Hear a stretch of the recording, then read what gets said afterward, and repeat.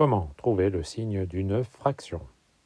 Une fraction est le résultat d'une division. Donc moins 2 sur 10 est égal à moins 2 divisé par moins 10. Et la division a la même règle des signes que la multiplication. Un nombre négatif divisé par un nombre négatif, ça fait un nombre positif. Ou alors il y a deux nombres négatifs, donc le résultat est positif. Et ensuite on calcule 2 divisé par 10. Et à ce moment-là, pour calculer 2 divisé par 10, on a deux façons. Soit on dit que ça fait 0,2, j'ai décalé la virgule, le résultat est un nombre décimal, soit on dit que c'est une fraction, c'est 2 sur 10. Alors si on va plus vite, on fait moins 2 sur moins 10, c'est un nombre négatif divisé par un nombre négatif, donc le résultat est positif, je n'écris rien et je remets la fraction. Selon l'exercice, on l'écrira sur la forme d'un nombre décimal ou on continuera avec une fraction qu'il faudra sûrement simplifier, ça vous verrez.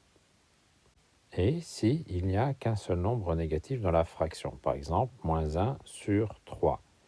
On suit la même règle des signes que la multiplication, un seul nombre négatif, donc le résultat est négatif, je mets devant, et derrière je fais la division, 1 divisé par 3. Donc je peux l'écrire soit 1 sur 3, sous la forme d'une fraction, et j'ai fini, soit je peux l'écrire, donc résultat négatif, et après je fais la division, 1 divisé par 3, ça ne tombe pas juste, donc je dis que c'est environ égal à moins 0,33, 33, 33, etc.